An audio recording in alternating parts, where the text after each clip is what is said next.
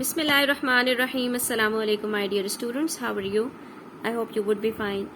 Students, in the last video we have read the poem Everyone Sang, and now it's time to move towards the exercise and do question and answers of the poem. Right? So we are going to discuss all the questions in detail and their answers along with them. Take out page number 81 of your textbook. So let's start. We must understand how to deal with the questions first. So I have told you earlier also, if you have gone through my previous videos, that before writing the answers of the questions, we need to understand the language of the question. It is very important than writing the answers itself, right? Because as long as we are getting the language of the question, the signs of the question, we can handle the answers very easily. But we don't know what has been asked in the question, how we can start the answers. So answers, half of the answer is provided in the question itself. We need to understand what has been asked, right? For example, number 1, where do you think the people are in the poem? Where do you think? So we have to answer the question first of all by understanding that where has been asked in the question. The question has started with the word where. So we have to find out the place, some place in the answer. Okay? Where do you think the people are in the poem? Or where do you think the people in the poem are? ठीक है, तो इसके अंदर 2-3 चीजें हैं जो हमें notice करनी है आंसर देने से पहले. एक तो हमने देखा वेयर, दूसरी बात हमसे पूछी गई है द पीपल, और तीसरी बार हमने देखा आर. ठीक है, वेयर से हमें पता चल रहा है कि हमें किसी जगह का पता लगाना है. द पीपल से हमें पता चल रहा है कि हमें किसके बारे में पता लगाना है, और आर से हमें 2 बातों का पता चल रहा है कि हमारा जो आंसर है उसके अंदर हमें प्लूरल यूज करना है, और दूसरी बात कि उसमें हमारा आंसर प्रेजेंट टेंस में होना चाहिए. ठीक है, आर हमेशा प्रेजेंट टेंस में यूज होता है, तो हमारा आंसर भी प्रेजेंट टेंस में होना चाहिए. अब हम अपना आंसर इसी क्वेश्चन से स्टार्ट करेंगे. सबसे ज्यादा इंपॉर्टेंट ये है कि हम अपना आंसर कोशिश करें कि उसी क्वेश्चन से हमेशा स्टार्ट करें. वेयर डू यू थिंक, यहां तक तो आपसे कहा जा रहा है कि आप क्या सोचते हैं कि कहां. उसके आगे से हम अपनी बात आंसर से स्टार्ट कर सकते हैं. The people in the poem are, और उसके आगे फिर हम आंसर को तलाश करेंगे कि लोग कहां पर थे. Where do you think the people are in the poem? So the answer to this question is the people in the poem are. यहां तक की बात हमने क्वेश्चन से उठाई है, उसके बाद इसका आंसर है in a war zone. जाहिर सी बात है, सोल्जर्स इस वक्त कहाँ होंगे? अपनी वर्दी पहने हुए, अपने असलहे को उठाए हुए, वो एक जंग के मैदान में होंगे. Probably in trench. ठीक है, तो वो अपने जो उनके खेमे होते हैं जहां पर जंग की तैयारी हो रही होती है, वो वहीं पर मौजूद होंगे. ठीक है, क्योंकि हमसे सवाल पूछा गया है where do you think, exactly हमें प्लेस बताई नहीं गई है क्वेश्चन के अंदर, तो हम यहाँ पर जो जवाब देंगे वो अपने ही थॉट्स पर मबनी देंगे. इसीलिए हमने यहाँ कहा the people in the poem are in a war zone. Probably, probably का मतलब क्या होता है? प्रोबेबली का मतलब होता है मे बी, शायद. ठीक है, it's not probably, it's probably. ठीक है, इसकी प्रोनाउंसिएशन करेक्ट कर लीजिएगा. प्रोबेबली इन ट्रेंच, शायद. ये जो शायद का लफ्ज होता है, ये इस बात की तरफ इशारा कर रहा है कि हमारा जो क्वेश्चन है उसके अंदर हमारी अपनी अजम्पशन को पूछा गया है, हमारी अपनी थॉट्स को पूछा गया है. ठीक है, question number 2 is what comparison does the poet make in the first stanza? What comparison does the poet make in the first stanza? Now you see, here the question is starting with the word what. What comparison does the poet? So we have to find out the answer specifically. What comparison? Exactly the comparison has been given in the poem, and we have to find it out from the first stanza. And the second thing is does the poet. So this does indicates that the question has been asked in the present tense, so we have to answer the question in the present tense too. What comparison does the poet make in the first stanza, right? So let's see how to write the answer. In the first stanza, so you see we have started the answer from the question. In the first stanza, comma, the poet says.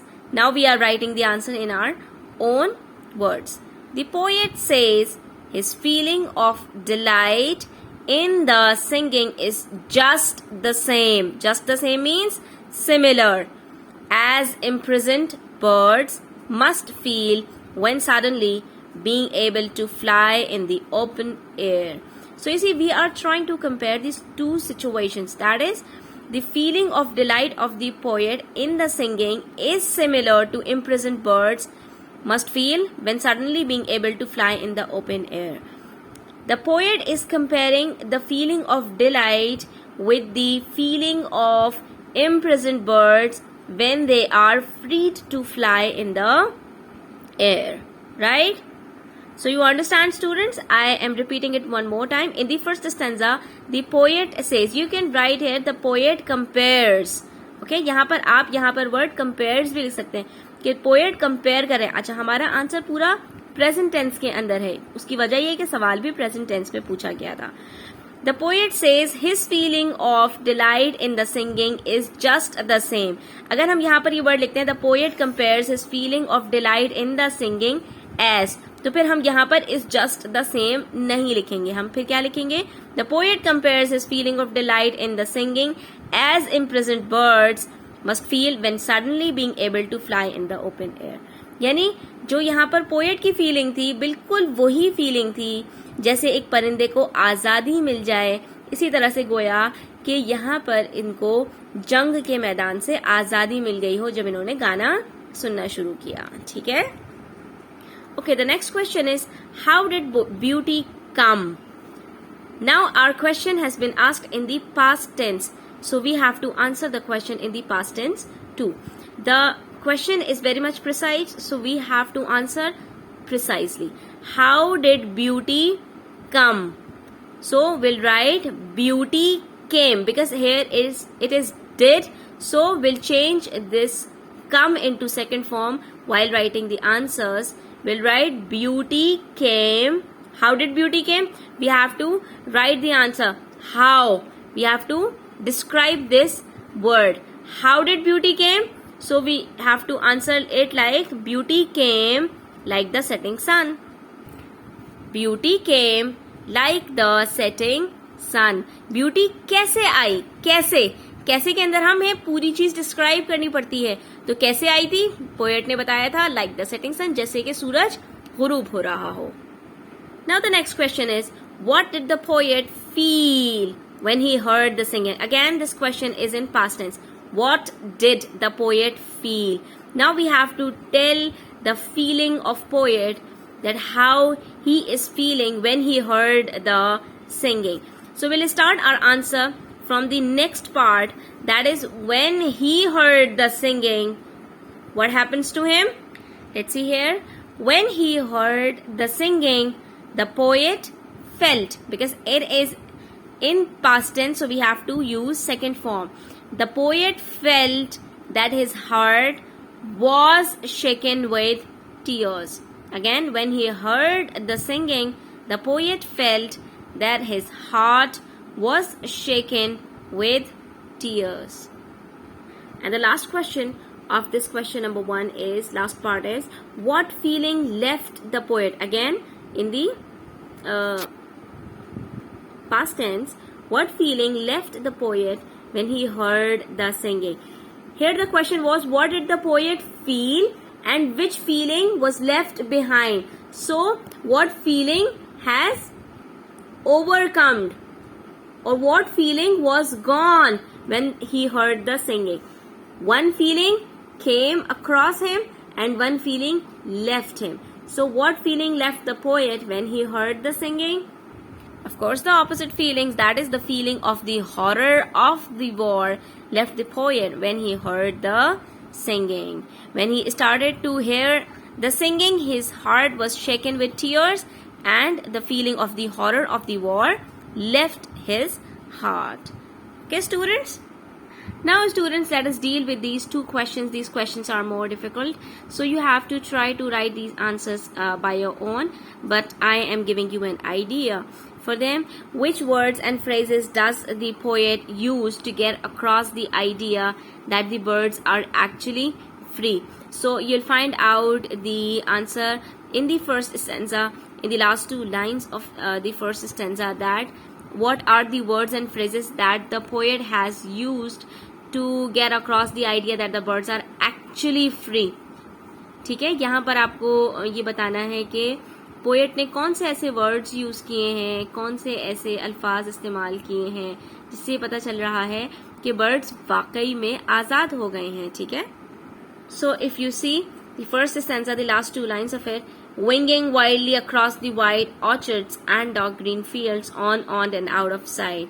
So ये words हमें बता रहे हैं कि वो वाकई आजाद हो गए हैं, क्योंकि आजादी मिलने के बाद ही वो हवा में उड़ सकते हैं. इतना हवा में उड़े कि वो नजरों से गायब हो जाएं. कैद की हालत में तो परिंदे उड़ नहीं सकते. ठीक है, तो ये जो दो लाइन्स हैं हमें बता रही हैं कि वो परिंदे वाकई में आजाद हो गए हैं. And the next question is, how might the soldiers have felt before the singing started? तो सिंगिंग जब तक स्टार्ट नहीं हुई थी तो सोल्जर्स की क्या होगी feeling? Of course, constant bombardment, lack of cleanliness, sleep and supplies, horrible conditions of terror. क्या होता है जंग के मैदान के अंदर? ना नींद होती है, ना खुराक होती है, ना आप सुकून से सो पाते हैं, आपको हर वक्त खौफ तारी होता है. तो ये सारी चीजें होती हैं. What was there condition like at the time and how would this have affected how they felt?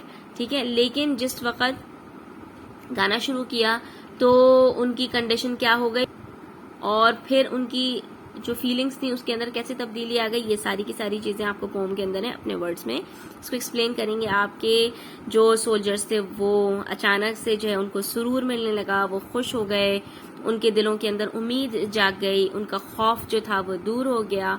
ये सारी चीजें आप यहाँ पर बयान करेंगे. That as the singing started they got delighted, they were very much excited and their horror and terror went away. They started to smile again. They started to feel like they were also free and they could lead their life with content. ठीक है, तो आप ये सारी चीजें अपने words के अंदर लिख सकते हैं. इसके बाद question number 2 says, can you find a rhyming pattern in the poem?